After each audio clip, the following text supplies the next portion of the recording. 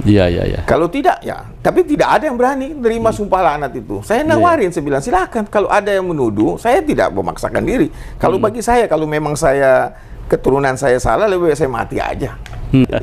Karena kita tidak menganggap ini kan masalah kehormatan juga. Karena menyangkut orang tua kami yang mewariskan catatan buat kami. Iya, iya. Dan kita menghargai orang tua kami. Kalau Anda menuduhnya salah, dan memastikan hakul yakin sebagaimana Rhoma Irama menyatakannya, ya mari kita sumpah laknat. Iya, Saya iya. tawarkan kesempatan ini, saya gunakan untuk menawarkan kepada siapapun yang merasa hakul yakin, kita siap sumpah laknat. Assalamualaikum warahmatullahi wabarakatuh, saudara sekalian dimanapun Anda berada. Pada kesempatan kali ini kita akan sama-sama menyaksikan ya lanjutan wawancara dari Habib Agus Abu Bakar Arsal Al-Habsyi ya, terkait dengan hasil daripada tes DNA beliau yaitu GM201. Nah, jadi ada kelanjutan dari wawancara dari Pak Yusuf Mars, yaitu pemilik dari channel Pada Suka TV. Terkait dengan hal ini, Habib Agus sempat menyinggung daripada statement dari Pak Haji Rhoma Irama ya, yang mengatakan bahwa hakul yakin bahwa nasab Ba'alawi ini adalah rungkat. Dan ini yang direspon oleh Habib Agus Abu Bakar Arsal Al-Habsyi ya, bahkan sampai nanti ada perkataan kita sama-sama mubahalah sumpah ya. Oke, selengkapnya mari kita sama-sama simak video berikut. Jadi kepada Fatimah ya radhiyallahu anha, beliau dipesan oleh Nabi, ya Fatimah, jangan sampai orang lain datang membawa amalnya, kau datang membawa nasab. Jadi Ali sudah wasiat tuh, jangan sampai kamu ini kan pewaris secara ya keturunan, kamu hidup dalam lingkungan ya. Hasan Hussein ini pewaris Nabi. Iya, iya, iya. Ya kan? Jangan sampai orang lain mendahului kamu beramal menurut Al-Quran. Betul. Begitu betul. juga Imam Ja'far Shadiq. Beliau mengatakan, jadilah kalian itu perhiasan buat kami, jangan menjadi sumber celaan buat kami. Iya, iya, iya. Kalau memang kalian itu adalah anak keturunan dari Nabi, jaga kehormatan Nabi. Iya, iya, iya. Ya, jaga kehormatan Nabi. Tapi kan itu potentially. Iya, ya. Semua keturunan Nabi Yakub ada anaknya saja 12 orang, 10 ndawir. Iya, iya, iya, iya. Ya kan? Tapi kan kita melihat yang baik itu Yusuf sama Benyamin. Iya, iya, iya, iya. Yusuf apalagi dikerjain oleh 10 saudaranya. Iya, iya, betul. Dan tapi kita kan juga melihat bahwa ya seseorang yang jatuh dalam kesalahan saat ini kan belum tentu dia tidak bertobat nanti. Iya, iya, iya. Karena bisa saja ya buktinya kan 10 orang saudara Yusuf kemudian dimaafkan oleh Yusuf, diterima dengan baik, kemudian dihargai. Jadi kembali jadi orang baik. Iya, iya, iya. Baik. Jadi jangan juga melihat ada seseorang yang jatuh dalam kesalahan, kemudian kita anggap wah ini orang sudah jadi penjahat seumur hidup. Ya nggak bisa. Kedua, apalagi kita generalisir semua keluarganya sama jahat. Oke, baik. Itu kan bahaya. Sebentar. Ya, silahkan. Ya. Baik, Habib Agus Abu Bakar Arsal Al-Habsyi, ini memang hasil tes DNA haplogrupnya adalah GM201. Ya. Artinya Habib ini legowo ya, walaupun orang saya tidak masalah itu. Tidak masalah ya. Saya tidak pernah masalah karena saya dari awal sudah bilang ini kan sesuatu yang masih berkembang dan tidak bisa. Kalau saya bilang, saya kan ini asal usul kenapa saya tes DNA. Sebenarnya saya bilang kalau Anda hakul yakin, ini masalah yang berkenaan dengan keturunan, sama dengan berkenaan dengan suami istri. Kalau Anda menuduh istri Anda selingkuh, dalam Al-Quran itu ada namanya sumpah li'an. Kalau Anda punya bukti, tapi kan bukti tidak selalu cukup karena misalnya mengatakan selingkuh itu harus 4 orang saksi. Betul ya. Ya kan, 4 orang saksi itu baru bisa diambil sebagai apalagi bukti. Bukti ya. Kalau misalnya seorang suami lihat istrinya berselingkuh, dia sendiri yang melihatnya, tidak ada orang lain, dia nggak bisa. Iya. Nah kalau dia memaksakan pendapat dia bahwa istrinya selingkuh, dia harus siap sumpah laknat. Ketika seseorang menuduh keturunan orang lain rungkat dan kemudian mengatakan bahwa wah ini bohong berarti kan sama dengan menuduh tadi orang lain bohong dalam Al-Quran.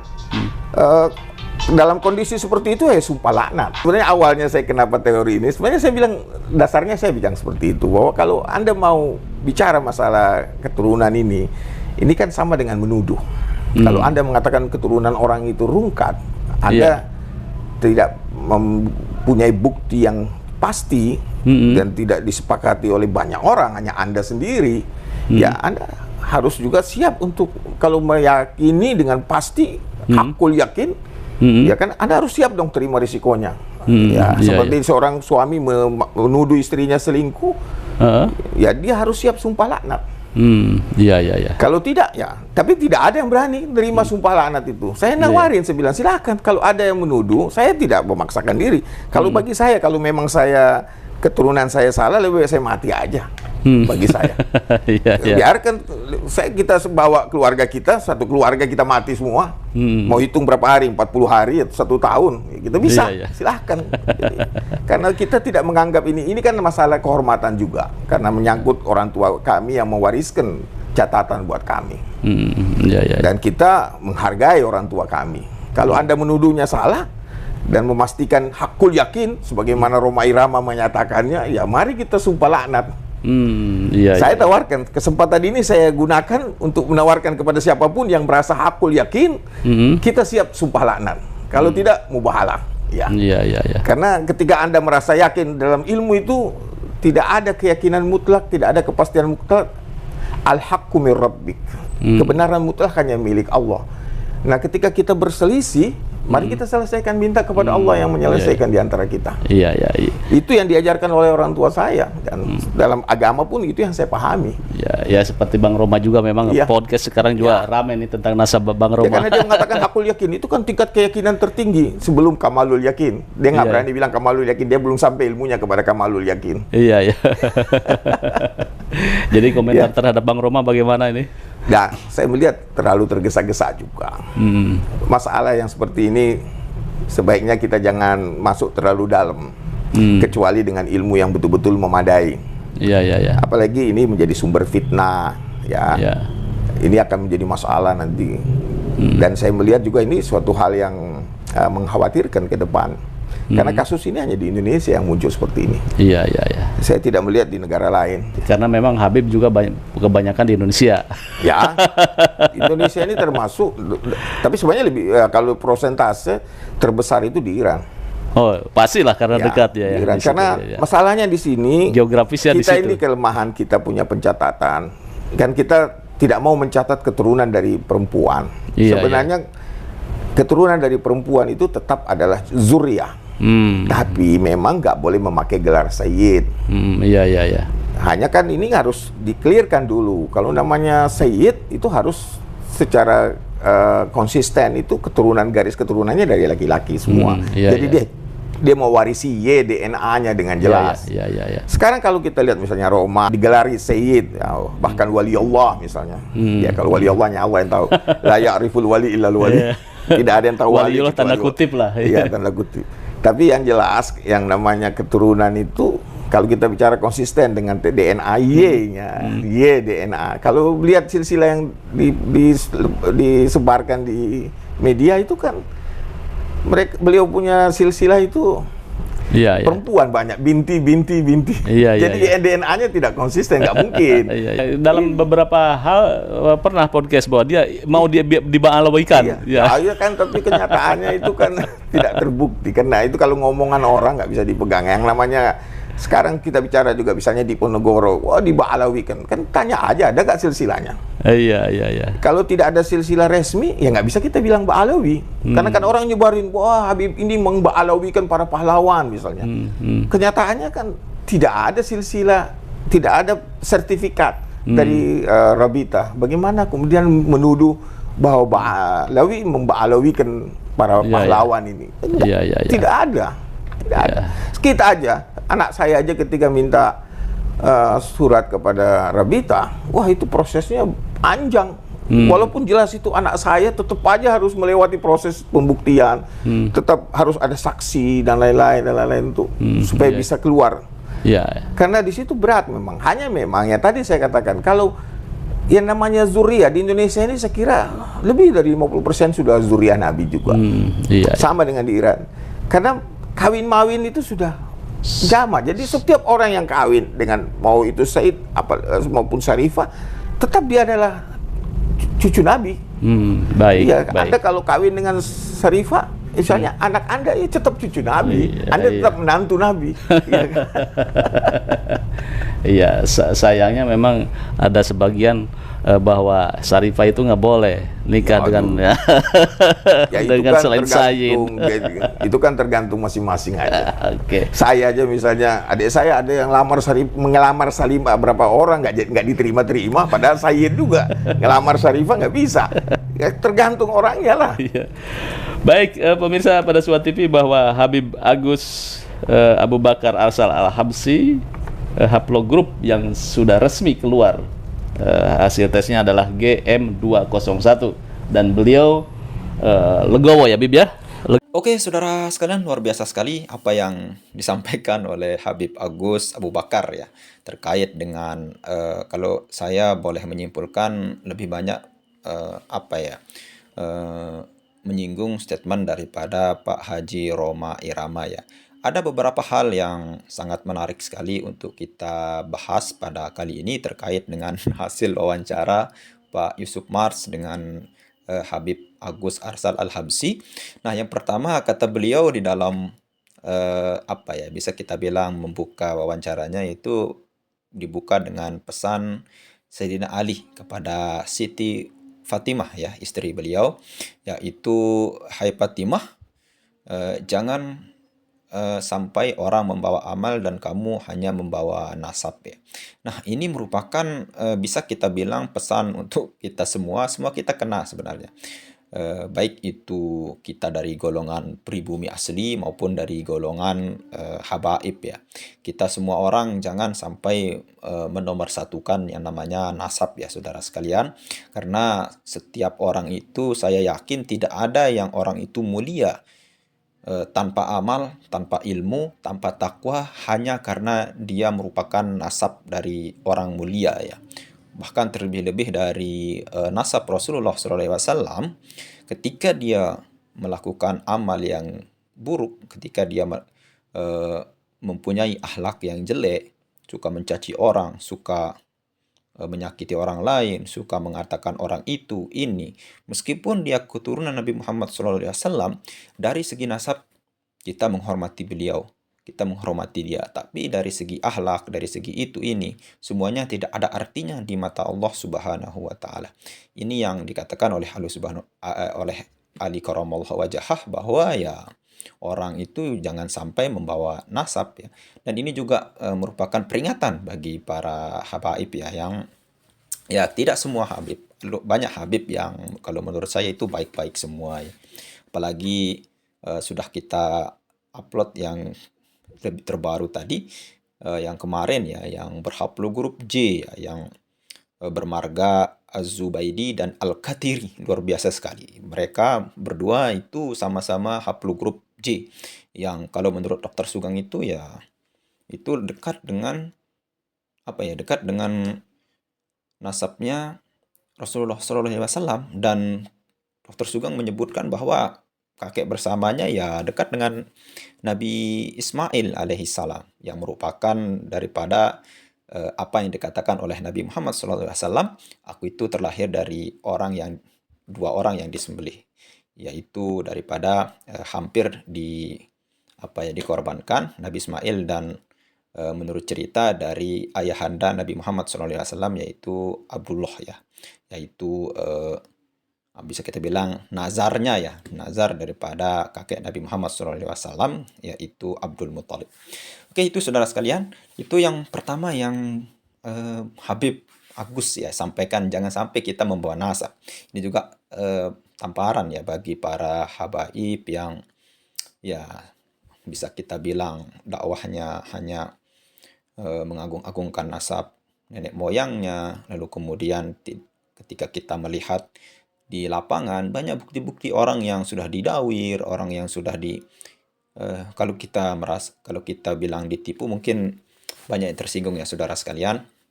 Ya banyak sekali bukti-bukti ya. Salah satunya ya Abah Setu yang ceritanya di channel beliau ya luar biasa gitu. Banyak sudah ditipu ya. Ya kalau kita bilang ditipu mungkin sedikit kasar, maka mungkin salah perhitungan lah saudara sekalian. Banyak sekali.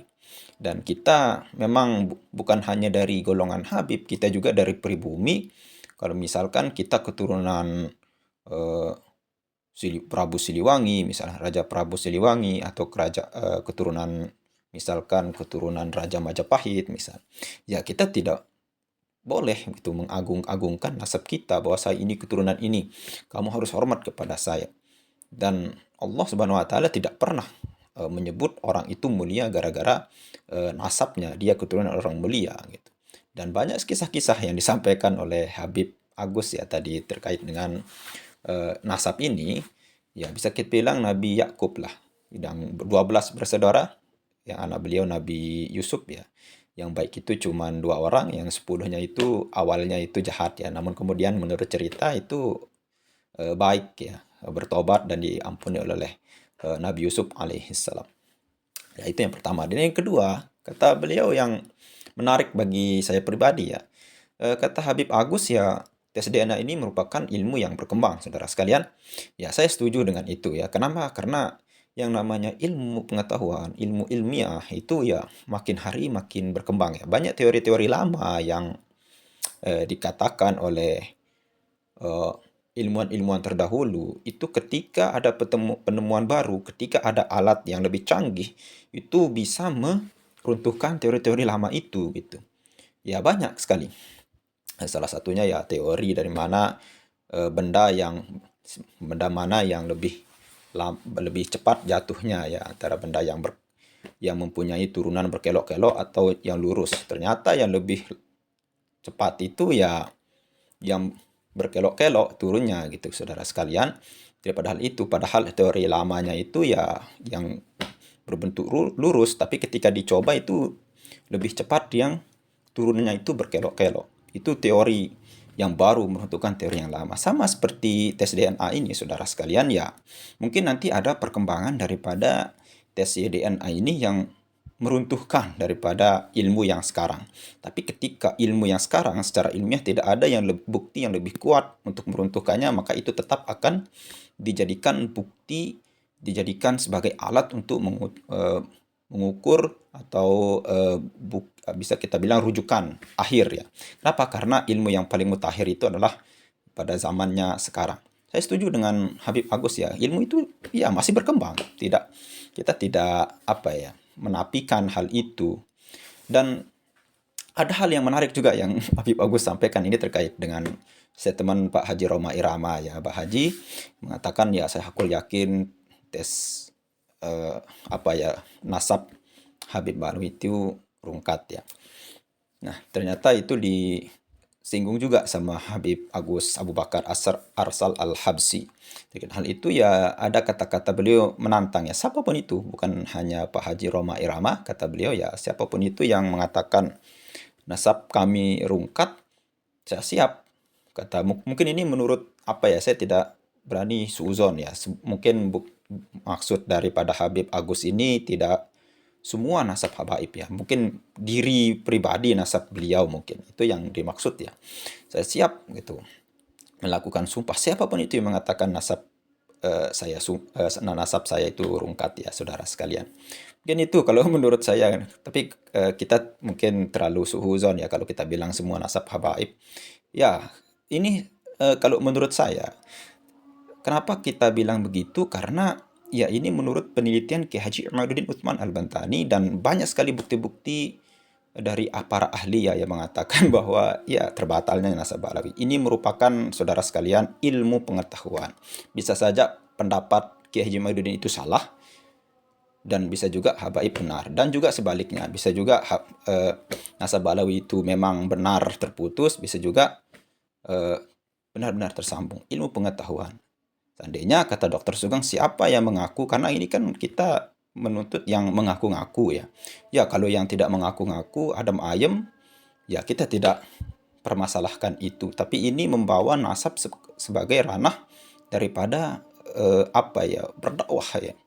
Seakan-akan nasab itu adalah nomor satu daripada ilmu ya.